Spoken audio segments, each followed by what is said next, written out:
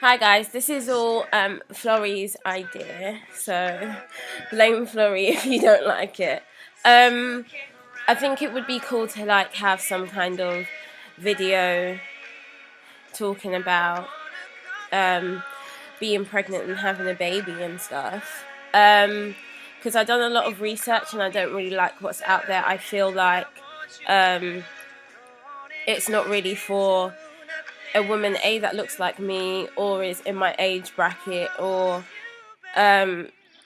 isn't married already with 2.4 kids. I'm not in my mid-40s, this is all very new to me, and I think it would be nice to have this as an extension of the blog. I hate when that happens. Of the blog, so that you can hear my voice, number one, because I think videos are they're a good way of being interactive, and number two, I can proper express myself on blogs. Yes, I swear. I should let you know that before you listen to this at work out loud. But not flippant swearing, it's just a heavy part of the way I speak, and I'm not prepared to dilute it, unfortunately. So if that offends you, I suggest you X off now. What do I want to talk about? I want to talk about, I can get some yoga in at the same time. Do you see? I'm just so good at multitasking. Cravings and stuff. A lot of people have been asking me about cravings. I really... Sorry, you're going to notice that I keep swallowing. I'll tell you something that's happening that's really strange is I have too much saliva. Apparently this is common, but it's really frustrating. My mum said that sometimes for women it's so bad they have to walk around with a cup and spit into it, and I'm just not about that life. So yeah, I swallow a lot more than often. That's one thing that's thrown me off. Cravings, I just like salt, which is really weird because before I got pregnant, I hated salt. I was the only black woman I knew that cooked without it. If I could taste salt in food, it would really put me off.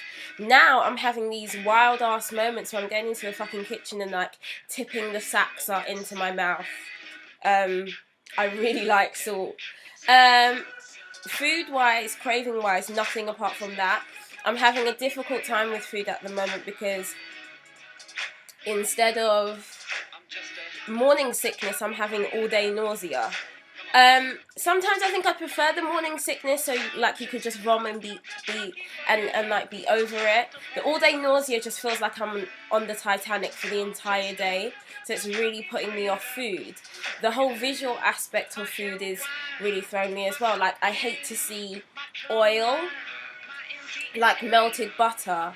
Looking at it really puts me off eating it, even though the sound of a French baguette and anchor butter is amazing. Just seeing that, I don't want it. What else? I've been sleeping more than usual. That's common. Backache, common. Cramps.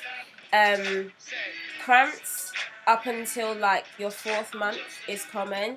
After that, you might have an issue. So if that's happening to you, you might want to get a doctor to check that out. What else? Tits, obviously. This is so amazing because I was considering getting a boob job not too long ago, but now there's a lot of stuff going on in that area. How has my life changed? Not so much yet. I've relaxed on extreme exercise. There'll be no running marathons this time round, just because I want to play it safe, but I'm not going to be lazy. I think that eating for 2 is a myth, and I think that if you're pregnant and eating for 2, I think that you're greedy, and I don't want to be greedy, and I don't want to have to fight to lose weight that I didn't have to gain in the first place. And this whole process is making me highlight how vain I am. I'm very vain, and I have high expectations of myself. So my mum's always trying to get me to eat biscuits, and I'm like, I'm not even hungry. And she's like, yeah, but you've got to understand that what you're eating is for the kid. And it's no, the kid will survive on whatever I eat. And I think that I am learning as a younger pregnant woman to not feel pressured by what mothers before us are saying, or what women our own age who have had kids are saying, because the journey's totally different. So that's quite hypocritical, because now I'm about to say that whatever I'm saying, you know, this is just in my opinion. That should be the title of the video. In my opinion, it's like, this is how I'm feeling with stuff. What else? I've really calmed down on like a whole spiritual side of things. This time in my life has really shown me, I know it sounds weird to say what's important, but there's a lot of stuff that I might have got riled over up a year ago, and now I'm just like, that's for the birds, because I actually don't have the physical energy to exert on a situation that A, makes me no money, and B, brings me no joy. I think situations, if they don't do that A or that B, they really shouldn't take up a lot of space in your life. And that's what I'm realising. Apart from that, I've been blessed by like the stalk gods. Everything's going really fucking well. Touch wood. Don't want to jump the gun. I feel great-ish. You know, apart from when I'm fucking napping for 14 hours a day. I feel dope. I feel positive. That's another thing. Of course this baby was planned. I don't want anyone to be like, oh, you know, she just got pregnant. And even if I did, I'm 25 years old, and that's something that I had to really talk to myself about. I'm 25, unfortunately I have to think about the clock that's placed on that whole area. I'm a lot wiser than I was at 15, but it's mad because I now have friends who had kids at 15 and their kids like now 10, and I'm just about to do this, and it's really weird, but you know, no question, because it's God's time, not my own. So that's another thing I wanted to talk about. If you're a young woman and you found yourself pregnant and you're not sure what to do, my only advice would be, do not make decisions based on your current circumstances, because there are so many people that are millionaires today and then brass broke tomorrow. And that's just my way of saying that. My mum always says things can change in 24 hours, and I totally agree with that. But things change regardless. So don't make the decision, don't let the decision to have a child be on what you can see now, if that makes sense. Like, I'm gonna have this child regardless, and that life will blossom regardless, you know. And I think that it's important to understand that some things are out of our control, and all we can do is do our best. And that's not just in like going to work and going to school, but in parenting, in making the decision to raise another human. All you can do is do your best. I've been so blessed that I haven't bought a fucking thing for this kid. Like, people keep phoning me and they're like, oh, do you have this? I've got this, I've got that. I'm like, yeah, give me all your free shit. And I've never been one to like shy away from second-hand shit, but especially if you're having a kid, don't get caught up in the bollocks you see in Mothercare. Like, if you can source that second-hand, do it. The kid, A, is not going to give a shit. B, they like grow out of shit so quick. Like, very few kids use a cot. So always bear in mind that you don't have to drop tons of money. I think that's like a whole social thing, a pressure to like, the more money you spend, the better your kid's gonna be. We all know that's a lie. So it's really exciting to like tighten up my morals and values, because I think that's the only thing that I'm really like giving the time of day right now, what I believe and what I want to impose on my kid, because living with me and in my environment, that's the way they're going to be framed, and I want to make sure that that framing gives them enough room to do their own thing. Am I making sense? Okay. I don't want the video to be too long, but I just want to show you some shit my mum bought. This is a Kaboo carrier. I've been seeing like really trendy parents going with fabric slings over those other like Star Trek looking things. I really hope I don't have a fat kid, you know. I was 8 pounds, my sister was 9. No, I was 9, my sister was 8, my brother was 10.5. Twins run in our families on both sides.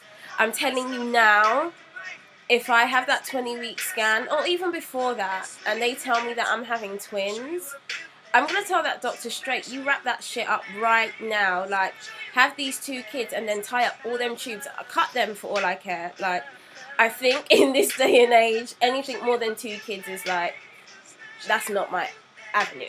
Anyway, got this in John Lewis. I don't know how much it was. Took it out the box. Oh my god, it's like flying a plane. It's got like link A to B and D, and I'm just like, we'll deal with that closer to the time. This is just a pram blanket, which I'm probably going to use myself and like just walk around the house with my tits out. It's multicolored. Everyone keeps like buying white stuff for me. Don't do that. Like, all of these colours would be great. Is it a boy or a girl? Don't know. My gut instinct tells me it's a boy. I'm going to sound typically Asian right now and say that if it's a girl, I will be disappointed. And I know people go, oh, when you say that. I'm not saying we all just want healthy kids. That's understandable. I know in what avenue I work best, and I don't work well with little girls. I think that there's just too much. And I know this because I was a little girl. It's too much. I can't roughhouse them. Like, we can't just be stupid. Well, you can, but it's just not as, it doesn't come as naturally as with a boy. So, fingers crossed, it's a boy. These muslin things, again, rainbow, and it has a black kid on the front. I mean, I'd buy it just because it's got a black kid on the front. Very few baby shit has black kids on the front. You've got to represent. Yeah, this is like for kids dribbling and just random stuff. Again, I'll probably put this to my own uses. You can never have too many baby grow things. Sleep suits. Where I come from, it's a baby grow. This one's funny. Nipple pads. This is funny because I have not yet made an 100% decision to breastfeed. Yes, that's another shock horror thing, but it's a woman's choice, and I don't know if I want sore, scabby tits, or like, I don't know if I want to just feel like a cow. Yeah, I know what's best for the kid, blah, blah, blah. Gonna love my child, obviously, but you know, I think, again, young women especially will forget to think about what's best for us. So, yeah, my mum bought this just, like, as a push in that direction, but I'm not too sure about that yet, so whatever. Now, this shit is just so funny. This is like some P. Diddy shit. It's like a furry, all-in-one thing with this. This is just funny shit. I don't even think it's that cute, but it's funny. It's like sheepskin as a coat. And yeah, and then tons of like other stuff, and yeah, so this is the first video. I'm going to try and do videos at the least twice a week, at the most 3 times a week. My phone's ringing, I don't know where it's coming from. I'll deal with it in a second. So yeah, that's it. The sound in the background is Justin Timberlake's album, The 2020 Experience. That's out today. I'm not even being paid to fucking plug this, but it is a really good album. And I downloaded it illegally. So, me plugging it is now just like payment, I guess. It's really good. I give it like 8 out of 10. Some things are weak and sound really dated, but you know, music's music. So yeah, what did I say I was going to call this again? In my opinion. In my opinion, motherhood is going to be really funny. You just have to hold on to what makes you feel hot. You have to hold on to your values. And you have to, before you have someone else, I guess in more ways than one, you have to know who you are. So that's all part of the journey. See ya!